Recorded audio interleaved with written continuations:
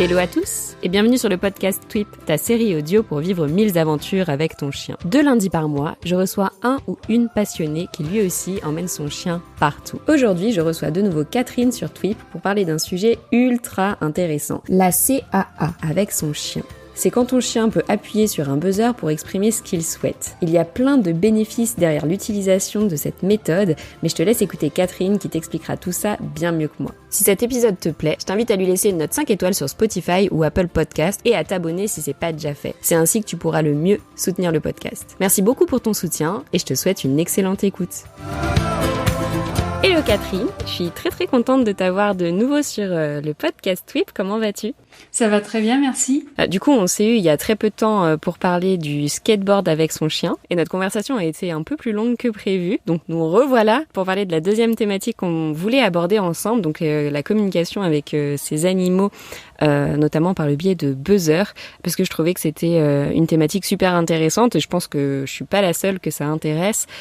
Enfin, ça me fait penser à la phrase qu'on dit souvent il en manque que la parole. Ouais, tout à fait. Et je trouve ça rigolo parce qu'au final, ils ont pas vraiment besoin de la parole. Déjà, ils sont ultra expressifs si on apprend un peu à les regarder, à les comprendre. Et maintenant, il y a cette nouvelle méthode donc de communication par buzzer que tu pratiques avec Marvel et aussi avec Post-it, il me semble, un petit peu.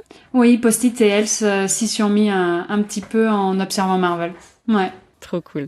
Est-ce que tu peux nous expliquer ce que c'est du coup que cette communication ? Alors d'abord, peut-être, je vais parler un peu de l'historique, d'où ça vient. C'est Christina Unger, qui est une orthophoniste américaine, qui a conçu en fait ce principe de communication pour, alors notamment les enfants qui ont des troubles d'allocution, qui ont des problèmes pour communiquer avec leur entourage. Et du coup, c'est une manière facilitée en fait pour qu'ils puissent communiquer. Et elle a adopté un petit chien quelques années après. Et du coup, elle s'est dit pourquoi pas tenter avec Stella, c'est sa chienne. Et du coup, elle a utilisé ses buzzers. Pour les enfants, c'est plutôt sur une application, sur des tableaux, sur des tablettes en fait. Mais voilà, elle a commencé avec son chien et elle a noté des réactions. Et là, elle fait ça depuis des années et il y a beaucoup de personnes qui s'y sont mis du coup en voyant ces vidéos. Elle a écrit un livre et il y a une recherche en cours sur ce système de communication, donc sur un panel en fait d'animaux, que ce soit des chiens, des chats, des hamsters, des chevaux. Voilà, la recherche pour le moment est ouverte. Trop bien. Je trouve ça fou que ça puisse être fait en plus sur autant d'autres animaux, enfin parce qu'on a un peu tendance à croire qu'il y a que le chien qui capte ce qui se passe autour de lui alors que pas du tout. Donc c'est trop cool, mais surtout genre un hamster. Ça c'est j'ai du mal. Ça se présente comment pour le hamster, tu sais? Les hamsters, les personnes que je suis, que je connais, eux, ils utilisent les mêmes boutons que nous. Donc c'est des petits boutons d'une certaine marque. Et en fait, ils sont conçus en fait pour les animaux. Donc ils sont très facilement pressables. Le son est plutôt bon et ils sont hyper costauds. Qu'on ait un grand chien de 50 kilos ou un petit chien, un chihuahua ou un hamster qui appuie dessus, il y a aucun problème, ils sont bien résistants. Donc du coup, exactement de la même manière en fait que nous, sauf que le tapis, elle a pris des bandes comment on appelle ça, celluloïdes, transparentes sur lesquelles elle colle en fait les buzzers en ligne. Le tapis est différent, il prend moins de place. Ouais, j'imagine forcément tout de suite, il y a une proportion qui se fait. Tu dis que tu les suis, ils partagent ça sur les réseaux sociaux aussi ? Tu peux nous dire qui c'est ? Oui, tout à fait, ils sont présents sur les réseaux sociaux, notamment, alors moi je les suis sur Instagram. Le compte s'appelle Button Pigs. Alors je prononce certainement un petit peu mal, mais c'est BUTTONPIGS. Trop bien, on va aller, moi en tout cas je vais aller voir ça et de toute façon je mettrai le lien en description pour ceux qui sont curieux aussi de voir un hamster communiquer avec des buzzers. Et alors si on revient un peu plus donc sur toi et Marvel, comment ça t'est venu cette envie de faire cette pratique avec lui? Enfin, est-ce que tu as découvert par le biais de cette femme directement ou c'était par quelque chose d'autre? Enfin, dis-nous un petit peu comment c'est apparu pour toi. Alors non, pas du tout. Je connaissais pas du tout cette méthode. Je connaissais pas cette orthophoniste ni ce qu'elle faisait avec sa chienne. En fait, Marvel, comme on l'a dit dans l'épisode précédent, Marvel est un chien, était et est un chien très actif qui a eu notamment tout jeune besoin de canaliser son énergie. Donc on a trouvé, on cherchait en fait constamment des tours à lui apprendre. Il apprenait très vite, donc il fallait se renouveler très rapidement. Et un jour, on s'est retrouvé dans un magasin où on est tombé sur des gros buzzers d'une certaine taille, un oui et un non. Donc il y en avait un vert et un rouge. Et j'ai trouvé ça rigolo, donc du coup je l'ai pris. J'ai pris le pack et j'ai commencé à l'y apprendre. Là, c'était avec la friandise, à appuyer sur oui quand je disais oui, et appuyer sur non quand je disais non. Donc, c'est-à-dire que toi, tu as vu des buzzers dans un magasin qui n'était pas forcément dédié aux chiens et tu t'es dit, tiens, je vais l'apprendre à Je vais Marvel. faire un truc, ouais. Mais ça m'arrivait souvent. Ok, parce que... trop bien. Donc, t'aurais pu être, la personne à la base de ce concept aussi, au final, quoi. Oui, c'est vrai. Mais du coup, bien, on a démarré ça pour un jeu, en fait. Et on a détourné l'objet à notre manière. Et il a adoré ça. Alors, il appuyait vraiment sur le oui quand je disais oui, le non sur le non. Alors, j'ai pas trop compris. Je saurais pas dire aujourd'hui parce que je pense pas qu'il voit les couleurs. Enfin, je sais pas trop comment c'est fait chez les chiens. Mais ou si c'est parce qu'avec une presse, après, il a compris en fait les positionnements des buzzers. Et quand j'intervertissais, il comprenait où était toujours le oui et le non. Donc ça, je sais pas vraiment comment il faisait, mais il arrivait à taper juste très souvent. Et donc du coup, dès qu'il avait une réponse juste, je lui donnais une friandise. Donc il était super content. Il était souvent très excité quand on jouait à ça. Je vais avoir plein de bonbons. Ah ouais, non mais pour lui c'était jackpot. Et à chaque fois quoi, c'était vraiment c'était rigolo. Et un jour, en fait, je lui parle beaucoup à Marvel et mais quand on joue aussi. Et quand quelque chose est terminé, je lui signifie toujours, un peu comme un enfant, pour qu'il comprenne les choses. Et du coup, un jour, j'ai dit, allez, c'est fini, on arrête de jouer. Et il était un peu loin des buzzers. Et ouais, en fait, les buzzers étaient un peu plus loin. Et là, il est parti sur son buzzer, appuyé sur non. Là, je suis, t'es pas d'accord? Et du coup, je me suis pris au jeu. J'ai commencé à lui poser des questions. Donc, il me rappuie sur non. Je lui dis, tu veux continuer à jouer? Et là, il m'appuie sur oui. Je suis, bon, ok, d'accord, allez, on joue. Et ça, et du coup, c'est des vidéos que je postais souvent sur le compte de Marvel parce que dès que je lui apprenais un petit truc ou quelque chose de rigolo, voilà, j'avais l'habitude de le partager. Et c'est quelqu'un qui nous suit, qui m'a envoyé du coup les comptes de Christina Unger et d'autres personnes qui communiquent de cette manière, en me disant mais regarde en fait, toi t'as le oui et le non, mais en fait ça existe vraiment, surtout en Amérique, mais voilà. Et du coup j'ai découvert cette communication de cette manière-là. Alors nous, la technique est pas du tout la même parce que moi je récompense. Je récompensais à l'époque, à chaque fois. Alors que là, la communication, on appelle ça, ça porte un nom d'ailleurs, j'ai oublié de le dire au début, c'est la communication CAA, donc c'est communication alternative et améliorée. Et du coup, sur ces systèmes de communication, il n'y a pas de récompense de la nourriture ou du jeu ou quoi que ce soit. La récompense, c'est d'avoir ce que veut l'animal de suite, l'action qui coïncide en fait avec le bouton. Ça, c'est la récompense. Donc, ouais, d'avoir réussi à se faire comprendre, quoi. Ouais, voilà. Donc nous, c'était vraiment un système complètement différent puisqu'il avait la friandise tout le temps avec le oui et le non. Donc on a commencé comme ça, il savait appuyer sur les buzzers du coup. Il commençait à vouloir communiquer avec moi avec des questions fermées puisqu'il devait répondre qu'avec du oui et du non. Et du coup, c'est ça qui me gênait en fait au début. On a commencé à communiquer un peu sur ça, s'il préférait le collier ou mettre le harnais. Je lui montrais et du coup il me disait oui, non. Donc à chaque fois je lui posais des questions fermées pour qu'il puisse avoir la possibilité de me répondre. Et c'est ça qui me gênait et que j'ai aimé en fait dans les tapis qu'on voyait avec tous ces boutons. C'est que là par contre en fait il n'y a pas de questions fermées en fait. Là c'est vraiment l'animal qui communique et qui choisit où appuyer. Hmm. Oui, du coup, on a mis un petit peu de temps en fait à se lancer avec ces tapis-là parce que il faut quand même de la place, une place vraiment dédiée.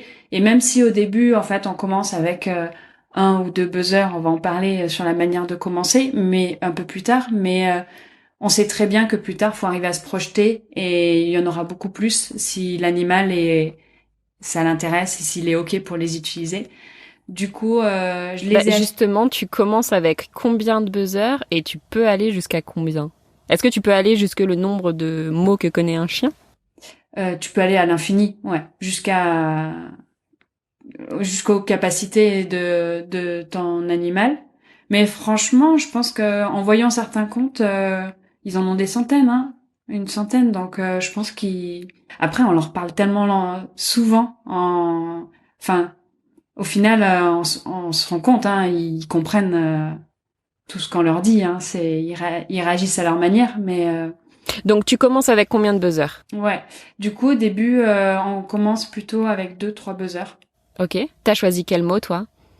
Alors, Il donne des... Enfin, attends, j'ai mille questions, mais c'était... T'as choisi quel mot? Et aussi, est-ce que sur la plateforme sur laquelle tu commandes ton pack, il te propose des choses avec lesquelles commencer ou il te laisse vraiment libre de tes choix?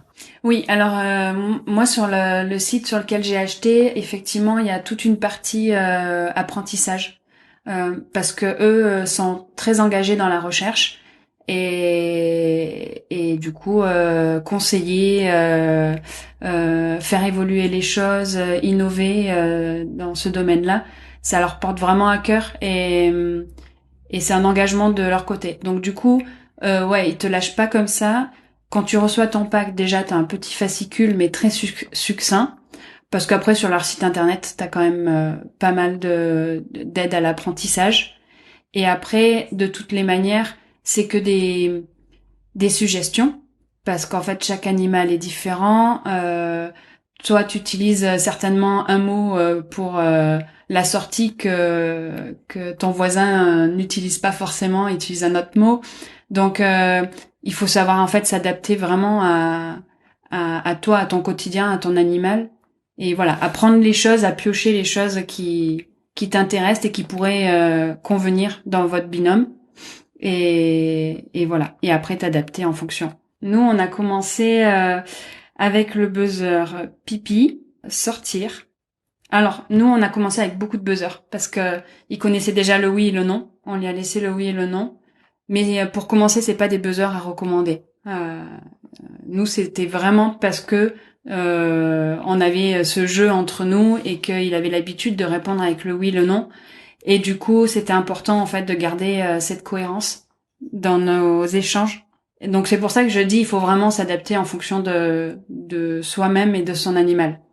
Du coup, on a commencé avec le oui, le non, avec le pipi, avec Marvel. Pareil, Marvel, son prénom, c'est pas quelque chose qu'on recommande trop au début en fait, parce qu'en fait, au début, les mots qu'on doit choisir, c'est des mots qui incitent, qui les motivent, qui ont un fort potentiel en fait sur la motivation de son loulou et qui va surtout se répéter plusieurs fois dans la journée pour pouvoir, à force de répéter en fait, pour pouvoir intégrer les choses.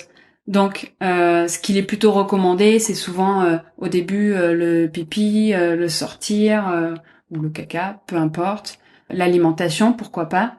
Nous, c'est quelque chose qu'on n'a pas mis du tout au début parce que Marvel est un glouton et qu'on avait peur qu'il spammait en fait, qu'il spamme ce buzzer-là. Du coup, nous, on a repoussé cette échéance le plus tard possible. on va dire. Mais ça, c'est notre choix personnel. On aurait pu très bien mettre friandise parce que il connaissait déjà les buzzers et la friandise. Bon, voilà. Ouais, mais après, je comprends la crainte. Hein. Floki est archi glouton aussi. Je me dis, au bout de 2 jours, le bouton, il est mort, quoi. Il y a toujours la Plus de plaque piles. dessus. C'est ça.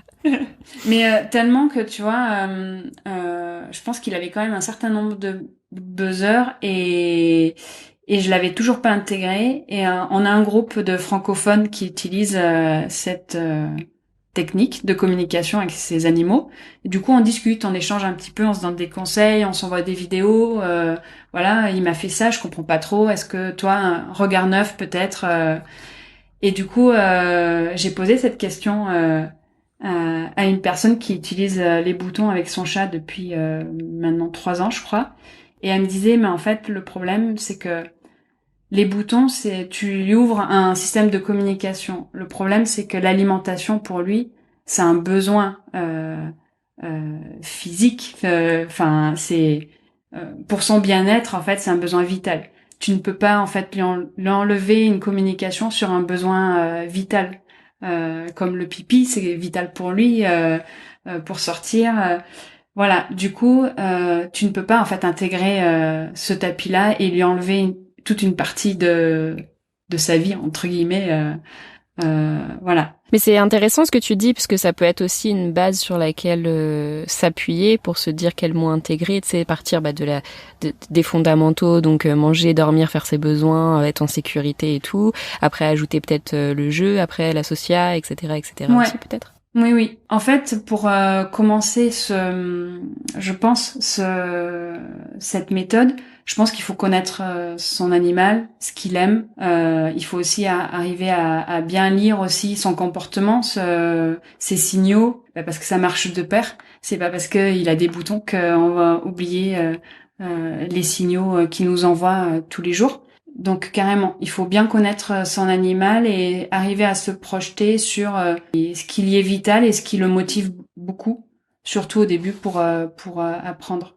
Et même en discutant au fil de l'eau, on a sauté même une étape parce que la première étape quand on veut apprendre ce système de communication, c'est d'apprendre à son animal à appuyer sur une cible, sur un buzzer. Parce que ça, c'est pas inné. Et Marvel, il a appris. Et du coup, bon, voilà, on appelle ça du target training. Donc, on peut, et là, par contre, c'est vraiment à la récompense, à la friandise, au tout début. Donc, en fait, on va, soit si on a déjà des buzzers chez soi, on utilise des buzzers, soit on utilise une cible, ou un bol qu'on retourne sur le sol, ou ça peut être n'importe quoi.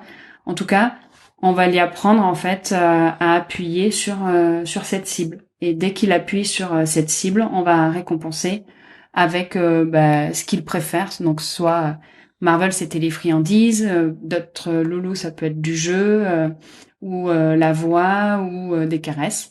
Et on va faire ça au début jusqu'au moment où il arrive très bien en fait à appuyer sur les boutons par lui-même. Et il y a des animaux qui appuient sur les boutons de manière différente.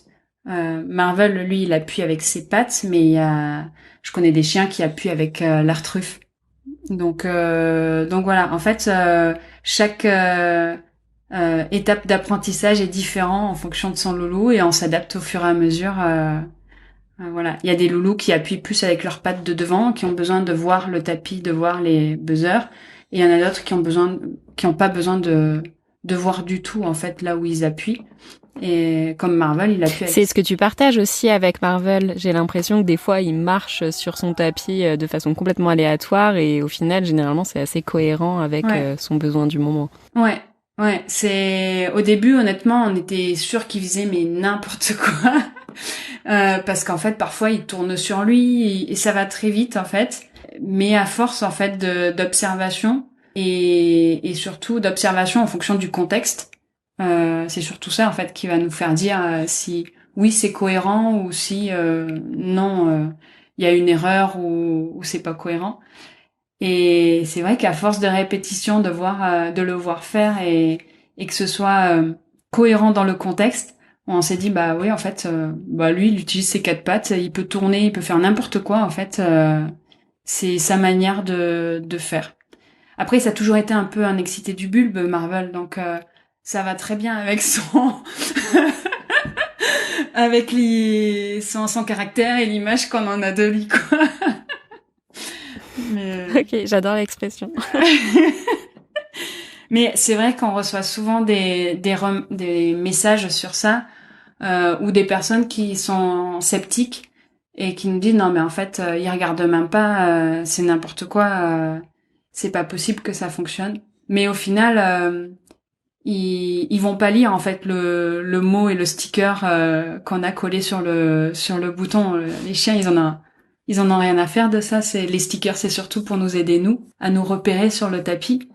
Et et eux c'est plus Oui, puis j'ai envie de dire, un peu comme toutes les personnes qui maîtrisent leur outil, au bout d'un moment, je veux dire, un pianiste, il va pas regarder à chaque fois où est-ce qu'il met les doigts, il sait où sont les boutons. Ouais, exactement. Ben, c'est bien que t'aies fait ce parallèle parce que c'est exactement ça. C'est un peu la mémoire musculaire. C'est un peu comme nous avec le clavier de l'ordinateur, tu vois. Au bout d'un moment, à force de répétition.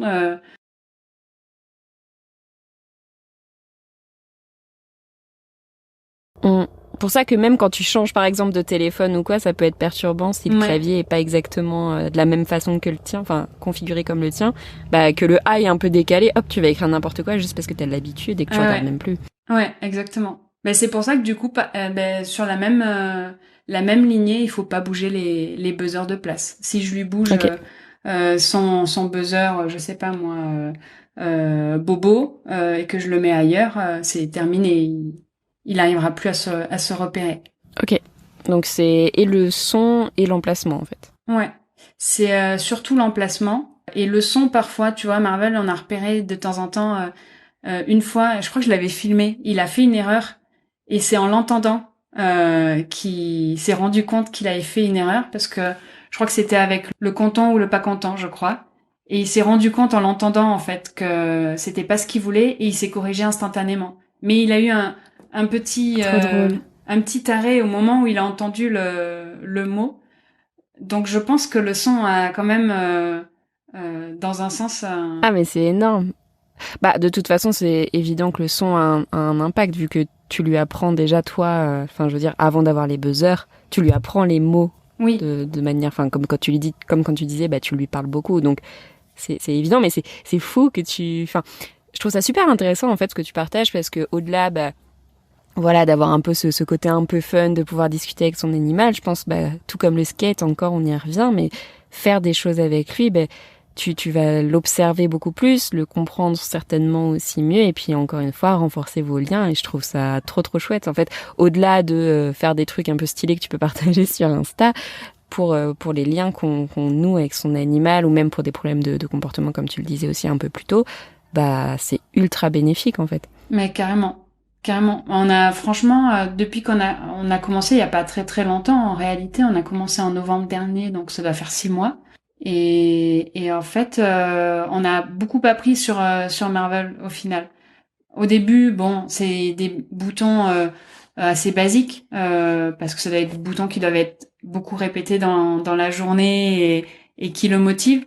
Mais après, une fois que vraiment le principe est intégré par ton loulou et que tu fais évoluer le tapis, bah au final, tu te retrouves quand même avec des boutons sur des émotions, des boutons sur des notions de temps entre guillemets parce que je dis entre guillemets parce que c'est plutôt du maintenant et du plus tard et du fini, donc c'est pas de la temporalité quantifiable, mais ça c'est très important aussi. Tout ce qui est les émotions, les bobos, nous c'est ces boutons en fait qui nous ont quand même fait un peu changer notre manière de voir certaines choses. On a changé aussi des habitudes parce que Marvel est arrivé à notifier en fait des préférences. Il s'affirme en fait.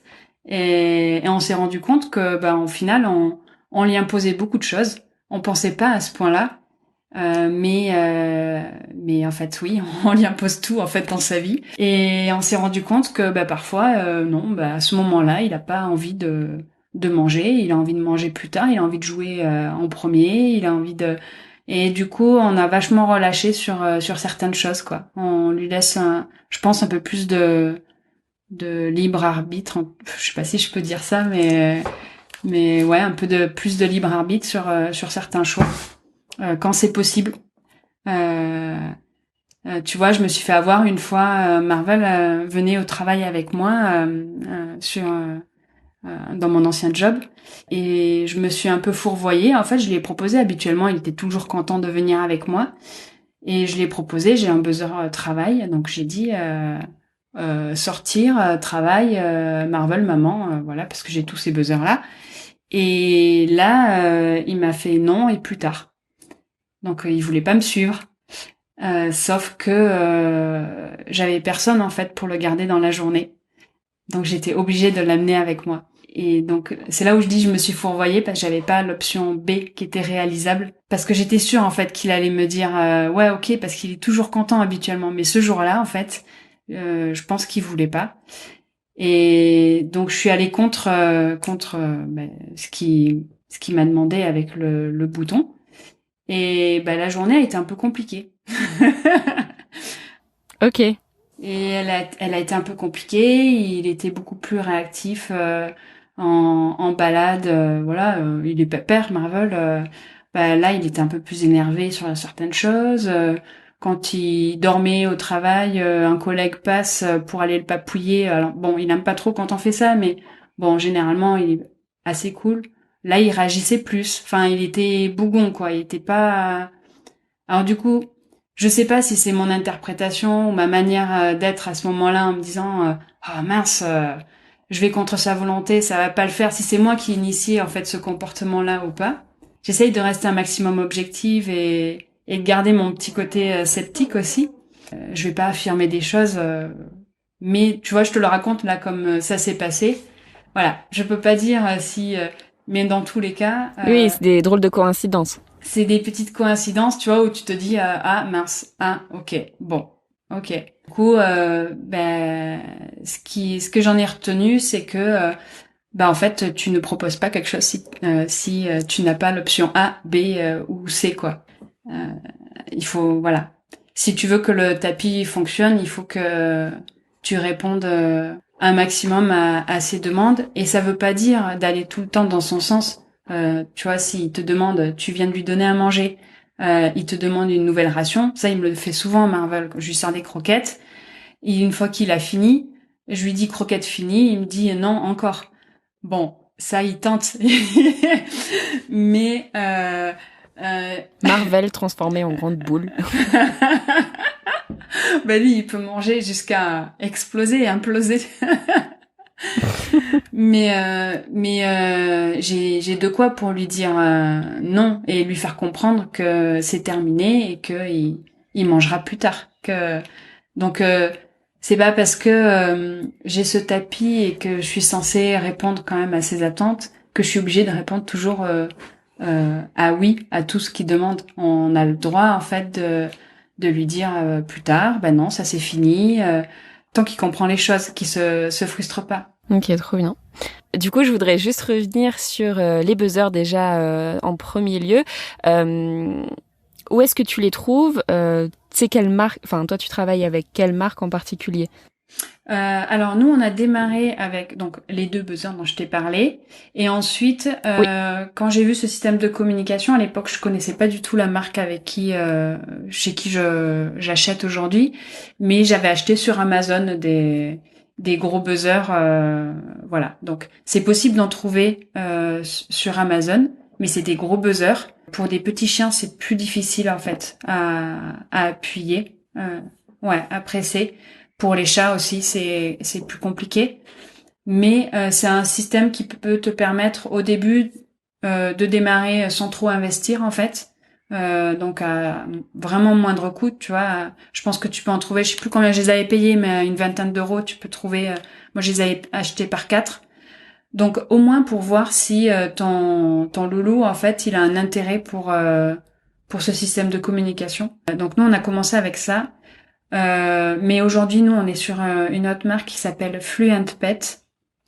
Et donc, c'est des Américains, ils sont en Californie. Et eux, ils ont du coup conçu des buzzers beaucoup plus petits, du coup à taille pour les animaux. avec dans lesquels on les encastre dans des tapis. Et les tapis, une plateforme, en fait, tu peux mettre 5 buzzers. Et les plateformes, c'est sous forme de pulse.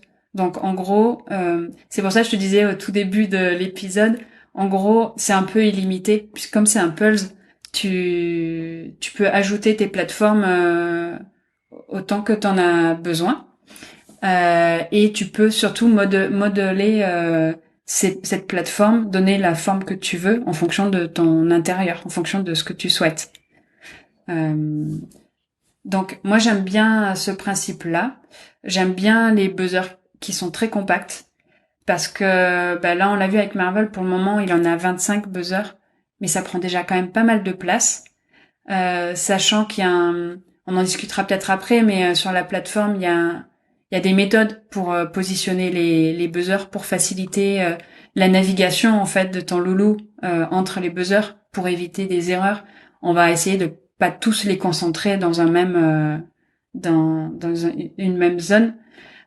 Donc tu sais que ça va prendre un petit peu de place. Et si tu as que les boutons d'Amazon que j'avais au début, en fait ça double ou ça triple ta place en fait parce qu'ils sont beaucoup plus gros et les plateformes du coup sont beaucoup plus grosses. Et voilà. Donc moi je préfère ceux de Fluent Pet parce qu'ils sont beaucoup plus compacts. Le son est meilleur et la presse pour les animaux est plus sensible. Du coup, voilà. C'est un peu plus cher en investissement par contre. Et justement, c'était ma prochaine question. Le pack de démarrage, tu vois, si tu veux commencer avec Fluent Pet, tu l'as à combien à peu près? Le pack de démarrage, en fait, chez eux, il est environ à 35 €. Tu as 2 plateformes et 2 buzzers. Et tu as aussi une feuille avec je sais pas combien d'autocollants avec des pictos sur lesquels tu peux écrire les mots que tu vas associer au bouton. Tu colles les autocollants sur les boutons. Après, tu as des packs un peu plus évolués, tu vois, tu as 6 buzzers et d'autres où tu en as une quinzaine. Moi, je crois que j'avais pris celui avec une quinzaine de buzzers pour démarrer.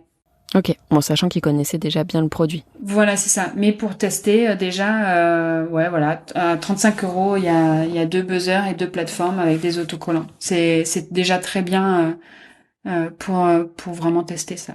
Et pour ceux qui veulent démarrer et profiter d'un petit code promo, j'en ai un à disposition de 12%. Donc voilà, si jamais vous êtes intéressé, n'hésitez pas à m'envoyer un petit message et je me ferai un plaisir de vous le transmettre. Trop bien. Si j'essaie de récapituler un petit peu ce que tu nous as dit, si je veux apprendre à Floki cette communication par buzzer, faut déjà que je lui apprenne à mettre sa patte ou son museau sur un objet, qu'il soit déjà à l'aise avec ça dans un premier temps. Ensuite, faut que je choisisse des mots simples qu'on utilise déjà couramment dans la vie de tous les jours. Donc je sais pas, pour Floki, ça peut être se promener, les croquettes, pipi, boire de l'eau, ou ça va être juste de l'eau ou boire par exemple. C'est plus facile avec un mot, mais ça dépend en fait ce que tu lui dis. Faut que tu choisisses vraiment en fonction des termes que tu emploies tout le temps. Ok, donc je fais ça et ensuite au quotidien, dès que je fais l'action, j'appuie sur le buzzer pour qu'il fasse le lien entre les deux. Voilà, au début, on va jamais lui demander d'appuyer. On lui apprend à appuyer par lui-même. Et c'est un jour où il aura le déclic. Donc c'est toi, en fait, qui va à chaque fois, en initiant en fait l'action, tu vas à chaque fois appuyer devant lui. Et par exemple, sortir, hop, tu sors.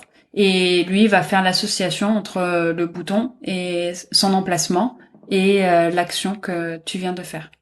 Ok, donc je peux dire faut pas que je le dise trop fort. Floki, on sort, et là j'appuie sur le bouton sortir et je sors. Donc je lui dis aussi en plus d'appuyer sur le bouton. Tu lui dis pas d'appuyer sur le bouton, jamais.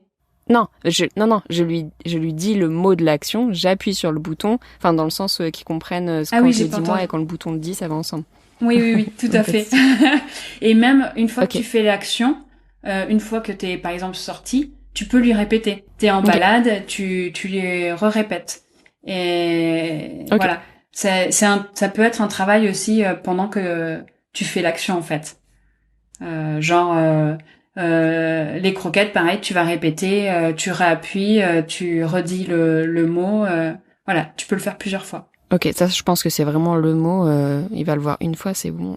Il va capter tout de suite. Ok, trop bien. Et un jour, il aura le déclic. Et il faut, voilà, ça peut durer.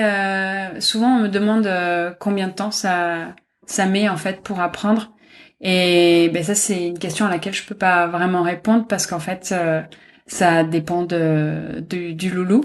Donc, il y en a qui arrivent au bout de quelques heures, il y en a qui arrivent au bout de quelques jours, quelques semaines, quelques mois. C'est à force de répétition et un jour, il aura le déclic et quand il comprendra en fait qu'il a un réel intérêt, il aura son déclic. Et là, quand il a son déclic, là, il faut renforcer à mort ce moment-là. Il faut pas le louper, ce moment. D'où ce que tu disais un peu plus tôt aussi, vraiment connaître ce qui stimule ton chien, si c'est la bouffe, Ouais. si c'est les jouets, si c'est les caresses, si c'est les cris, enfin voilà. Et pour le stimuler au maximum et qu'il ait un vrai plaisir à les utiliser.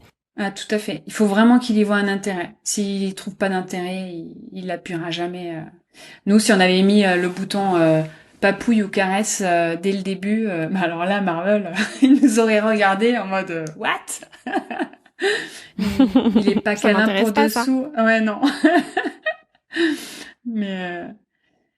Mais ouais, et il faut qu'il comprenne la valeur qu'a ces boutons dans son quotidien et ce que ça peut lui apporter. Ok. Je voulais juste rebondir sur ce que tu as dit tout à l'heure. Tu voulais parler de l'ordre dans lequel les placer, etc. En fonction des différents types de boutons. Donc tu nous as dit plutôt qu'il y avait vraiment différents types de boutons, donc tout ce qui va être les besoins, les émotions, l'espace-temps. Comment toi t'as fait pour les intégrer et aussi pour les disposer dans l'espace? Je me suis aidée dans le pack en fait de Fluent Pet. Il y a une petite carte, une map de démarrage en fait avec un dessin qui te montre des zones et qui te suggère un petit peu au début comment les placer et où mettre les boutons, les mots en fait sur quelle zone. Donc en fait, il t'explique que tu as en gros 4-5 zones. Tu as une zone pour dédié aux personnes. Donc ça va être, pour nous c'est Marvel, Post-it, Else, papa, maman, voilà. Et t'as une zone qui est dédiée à tout ce qui est action. Donc ça va être jouer, c'est plutôt des verbes en fait. Sortir, ça va être voilà. Et tu as une zone dédiée un peu à la temporalité. Voilà, t'as plusieurs zones comme ça et tu vas concevoir en fait et poser tes boutons, tes mots sur les zones appropriées. Et du coup, il faut penser les choses un peu en amont. Il faut arriver à se projeter sur bon voilà, aujourd'hui on démarre. Je vais utiliser ces 2 premiers mots, mais demain quels sont les autres mots motivants qui ont le plus d'intérêt pour lui que je vais ajouter. Et du coup, on va se faire nos petites listes et les petites listes, on va les ranger en fait. Et ça va nous permettre de ranger un peu nos idées par catégorie. Le tapis, que ce soit un tapis Fluent Pet, que ce soit un tapis sur Amazon ou ailleurs, peu importe, ou un tapis que tu t'es fabriqué toi-même en fait, avec des tapis de yoga ou je sais pas. Mais ça va te permettre en fait de vraiment créer les zones pour que ce soit cohérent et surtout pour que ce soit facile pour l'animal en fait à se projeter, parce qu'en fait s'il doit appuyer sur tout le côté droit en fait il a toutes les parties jardin, parc, parc à chiens, forêt, tout ça, mais qu'à l'opposé il a tous les verbes d'action, sortir. Bon, tu te dis il doit traverser tout le truc, c'est compliqué. On va essayer de penser les zones. Faut arriver à créer des liens en fait, arriver à se projeter, créer des liens entre les zones et se dire là ça sera plus facile pour lui en fait de faire le lien entre les deux. Parce qu'au début en fait il va appuyer sur un buzzer pour dire voilà, s'il a envie de faire pipi il va appuyer sur pipi. Mais demain potentiellement il va appuyer sur sortir pipi ou je sais pas moi, sortir pipi, caca, s'il a envie de faire les deux, j'en sais rien. Et comment tu sais quand tu commences par exemple par le verbe ou par le mot? Tu vois, par exemple, manger, croquette. Est-ce que je mets croquette en premier ou manger en premier? Qu'est-ce que tu utilises le plus, toi, quand tu lui parles? On va manger des croquettes. Donc je dis les deux. Et c'est quoi le mot qui le fait réagir c'est manger ou c'est croquette? Croquette plutôt, ouais. Alors commence par croquette. C'est vraiment le mot en fait qui le fait vraiment vraiment réagir. Moi, c'est clair que c'est croquette qui le fait clairement réagir. De temps en temps, je lui dis t'as faim, ça le fait réagir. Mais ça n'a pas la même notion, je pense, pour lui. Et t'es pas obligé, tu vois, nous on a croquette, c'est pas pour autant je vais ajouter. Ok. Je trouve que pour le moment, c'est suffisant en fait, croquette. Et il est arrivé à. Alors nous on a un bouton veut, donc ça il l'utilise souvent quand, soit il veut jouer, soit il veut manger ou quoi que ce soit. Mais il a aussi, il s'est approprié un autre buzzer, le buzzer qui était dédié à l'eau au début. C'était soif. Du coup, c'est un mot qui me semblait vital pour lui. Et en fait, lui, il l'utilise que quand il a très envie de quelque chose. Tu vois, c'est pour ça que je vais même pas rajouter le mot faim parce qu'en fait, quand il a faim, très faim, il appuie sur soif croquette. Et là, je sais que il a vraiment très faim. Sinon, il appuie sur croquette. Dans quelle mesure veut est pertinent? Tu vois, dans le sens où j'imagine s'il appuie sur sortir, c'est qu'il veut sortir, par exemple, ou s'il appuie sur croquette, c'est qu'il veut des croquettes, non? Ouais. Et bien, au début, c'est un buzzer en fait qu'il a beaucoup utilisé et qu'il utilise presque plus maintenant. Du coup, D'accord. c'est vrai que dans ce qui est conseillé, au début, c'est pas un verbe à utiliser, c'est pas conseillé d'ajouter le veut. Et effectivement, nous, il s'en est désintéressé. Il appuie de temps en temps, mais c'est. Ok. Donc là, si par exemple tu te rends compte que ce buzzer-là, il l'utilise plus, est-ce que tu peux le transformer ou le supprimer, ou comme il est habitué à ce que ça soit dans cet ordre-là, tu le laisses nécessairement? Eh bien, il utiliserait plus du tout, du tout. Je me poserais la question à l'enlever. Parce qu'on peut enlever, hein, quand il y a un désintérêt total sur un mot, on peut. Mais il appuie quand même de temps en temps dessus. Alors du coup, je l'enlève pas. Ok. Et si du coup on est dans le cas où c'est intéressant de l'enlever, comment tu procèdes pour l'enlever? Juste tu le transformes ou tu l'enlèves complètement? C'est une bonne question parce que j'en ai aucune idée. Et tu vois, typiquement, ça serait une question que je poserais sur le groupe de personnes qui utilisent ces buzzers depuis beaucoup plus longtemps que moi, parce que je serais pas du tout. Je sais que c'est déconseillé en fait d'enlever, mais que ça a déjà été fait pour un désintérêt total sur un mot où voilà, ça arrive de se planter. Mais en fait, comme il a retenu l'emplacement, je sais pas trop du coup si ça peut créer c'est pour ça que je te pose la question. des erreurs du coup. C'est possible. Ok. Je sais pas si tu as la réponse maintenant, comme tu disais, ça fait pas très longtemps que tu utilises cette méthode, mais à quel moment on peut voir la limite de cette communication? Je veux dire, à quel moment on peut se dire, ok, aujourd'hui, je suis à 25 mots par exemple, il connaît d'autres mots, mais je m'arrête à ces 25 mots. Tu vois, comme on disait, le verbe vouloir, par exemple, est-ce qu'il a un intérêt à l'utiliser? Et à quel point on a besoin d'aller dans la subtilité ou non? Et tu vois, je me demande à quel moment on doit se dire, bon, peut-être qu'on a fait le tour de tout ce qui était intéressant pour lui. Ouais, c'est une bonne question. C'est vrai que, tu vois, nous, au début, on s'est un peu fourvoyé sur, par exemple, veut, on voulait faire, je pense, trop. Et donc, du coup, après, avec du recul, on se dit qu'on aurait dû simplifier les choses et pas forcément mettre ce buzzer-là. Je pense que ça dépend du toutou. Marvel, on a remarqué que quand on ne mettait plus de nouveautés dans le tapis, ça l'intéressait moins.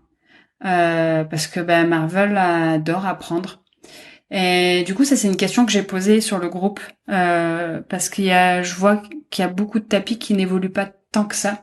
Et voilà, ils se sont arrêtés à un certain nombre de buzzers. Et je voulais savoir en fait si c'était normal, s'ils avaient déjà eu des cas comme ça ou d'un coup en fait, alors qu'ils utilisaient tout hyper bien, que d'un coup il y a un désintérêt après un arrêt d'ajout. et c'est déjà arrivé. Alors en fait, ça dépend vraiment de ton animal, c'est pour ça que je te dis ça.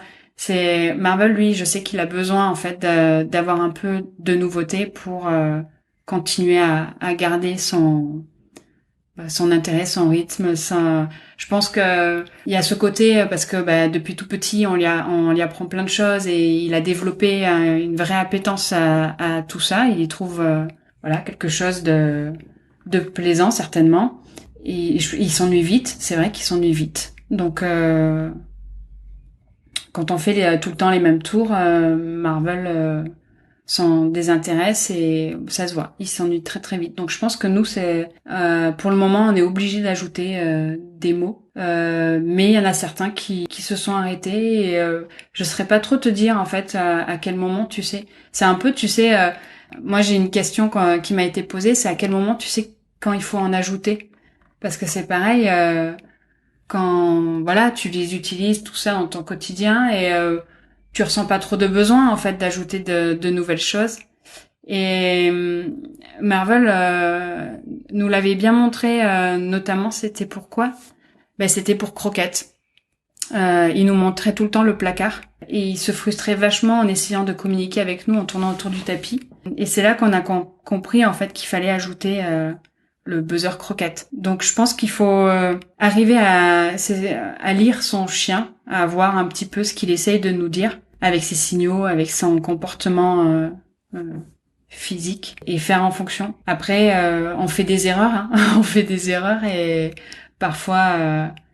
mais bon, c'est pas grave. Même quand on appuie de temps en temps, je fais des erreurs avec mon pied de temps en temps, je glisse, j'appuie sur un mauvais buzzer, c'est pas grave. Je peux le corriger devant lui, il y a aucun problème. Donc je pense que voilà, chaque cas est différent et voilà, faut faire vraiment en fonction de son loulou. Là du coup, je réponds pas trop à ta question, hein. Je te laisse un peu dans ton interrogation. Ça dépend des chiens, comme un peu tous les sujets qu'on a abordés, ça dépend de son chien. Mais c'est un sujet en fait tellement, pour le moment, c'est hyper récent en fait. Il y a une recherche en cours dessus, donc tout est nouveau. Et nous, on n'est pas du tout des spécialistes. Pareil, hein, on fait des tests, on regarde, on observe, on fait des rapprochements avec le contexte. Du coup, c'est difficile d'affirmer des choses sur quelque chose qui est encore en test, quoi. Je pense que tous ceux qui utilisent ce système de communication, ils sont en test et ils regardent et ils avancent en fonction de ce qui se passe et de son loulou. Non mais c'est aussi super hein, que tu dises quand tu saches pas et que ça dépend de son animal. Enfin, ça sert à rien de donner une réponse pour donner une réponse. Est-ce que tu sais s'il y a des limites dans l'utilisation de cet outil, enfin des limites, tu vois, par exemple d'âge, de taille ou autre chose comme ça. Enfin de taille, vu ce que tu as dit tout à l'heure, j'imagine que non, mais peut-être d'âge ou autre pour pouvoir utiliser ces buzzers. D'âge, a priori non. C'est vrai que c'est souvent une question qui m'est posée, mais d'après les différentes personnes que je suis et que je côtoie sur le groupe de francophones, il y a des chiens qui ont démarré tout jeunes, comme certains qui ont démarré à 7 ans ou à 11 ans. Donc c'est pas ça en fait, c'est pas l'âge le plus important en fait. C'est plus l'intérêt en fait que le loulou trouve dans ce système de communication. S'il est motivé et qu'il y trouve un intérêt, il ira. En fait, dans la recherche, il y a un consensus qui dit que tous les loulous peuvent y arriver, mais tous ne veulent pas. Et c'est vrai en fait, c'est que c'est à la portée de tous si on amène les choses convenablement, mais tous ne veulent pas parce que c'est vraiment en fonction de l'intérêt. Il y a des loulous parfois qui, nous on avait peur de ça, on pensait que ça allait être ce qui allait se passer avec Marvel, des chiens qui communiquent déjà très bien, qui savent très très bien se faire comprendre par eux-mêmes et qui du coup voient absolument pas l'intérêt d'intégrer ça, surtout au début où on va intégrer des mots un peu de tous les jours, un peu basiques, le pipi, les sorties, jouer, tout ça. Il y a des chiens qui voient pas l'intérêt parce que ils savent très très bien se faire comprendre autrement et voilà. On a cru que ça allait être ça au début et au final pas du tout. Trop bien. Trop bien. Mais c'est intéressant. Enfin, tu vois, moi, je sais que Floki, il y a plein de choses qu'il sait nous faire comprendre, tu vois, quand il a envie d'aller faire son pipi, par exemple, et tout. Mais comme on en avait discuté un peu plus tôt, il y a des choses où il me regarde et je suis là, je sais pas. Enfin, on a joué, on s'est promené, enfin, tu vois, on a tout fait. Et il y a des fois où je vois qu'il est en demande, mais je pourrais pas dire de quoi. Ouais. Mais tu vois, ce sentiment-là, parfois, du coup, les buzzers, ça te permet de résoudre ce questionnement. Et parfois non, parce qu'en fait, tout dépend en fait des mots que tu as intégrés sur ton tapis. Si il a pas le mot qui approprié par rapport au contexte, à ce qu'il veut te faire comprendre, il restera dans la même situation. Du coup, ça peut répondre à certaines demandes, mais pas tout sur l'instant T, quoi. C'est au fur et à mesure et à force d'ajouter des mots aussi. Est-ce qu'avec tout ce qu'on a dit, il y aurait d'autres conseils que tu aimerais donner aux personnes qui aimeraient s'y mettre ? Oui, alors le conseil pour moi qui me semble le plus important, c'est de surtout pas obliger son loulou à appuyer. Ça marche pas comme ça. Ça doit venir vraiment d'eux. Et voilà. Donc pas d'obligation, pas de rétention de besoins vitaux. En gros, si t'appuies pas sur le buzzer croquette, je te donne pas à manger ce soir. Ça c'est vraiment pas quelque chose à faire. Donc c'est très important de garder en tête que on est vraiment sur du positif, que ça va prendre du temps, de la patience, mais que au final ça va arriver si son loulou il trouve un intérêt et voilà, faut juste un petit peu de patience et continuer à répéter les choses avec son tapis et voilà, jusqu'au déclic. Trop bien, merci beaucoup. Je pense qu'on a fait le tour sur le sujet des buzzers. Est-ce qu'il y a d'autres choses dont on n'a pas parlé aujourd'hui que tu aimerais ajouter ou dont on n'a pas parlé dans l'épisode précédent? Non, pas forcément. Mais tu vois ce que je viens de dire là sur les buzzers, sur le fait de ne jamais forcer, d'être vraiment sur du consentement, voilà. Ça marche aussi pour l'épisode précédent sur le skate, l'apprentissage du skate ou de n'importe quelle activité avec son animal. Et pour moi, c'est le plus important et c'est ce qui va faire que on va faire évoluer notre relation avec lui et qui prendra confiance. Et voilà, pour moi, c'est le plus important à dire. Trop bien. Eh ben, merci beaucoup Catherine pour ces 2 conversations ultra intéressantes. Enfin, en tout cas, moi qui m'ont beaucoup plu et j'espère qu'ils plairont aussi aux auditeurs. Si jamais ils ont des questions, où est-ce qu'ils peuvent te retrouver? Alors, je réponds beaucoup plus sur mon Instagram, Marvel the Z-E Super Beagle.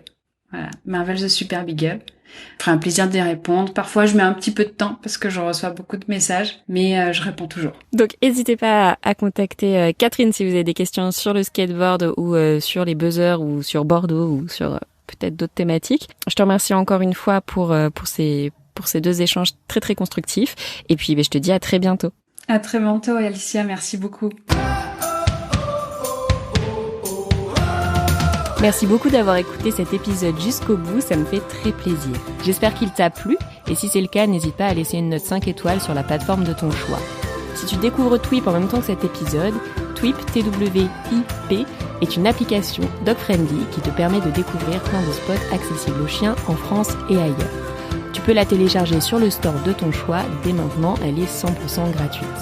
On propose également un guide de voyage pour avoir toutes les astuces pour emmener son chien facilement avec soi, que tu retrouveras sur notre site internet www.twip-app.com. En attendant, nous on se retrouve sur l'Instagram de Twip pour faire connaissance et je vous dis à très bientôt.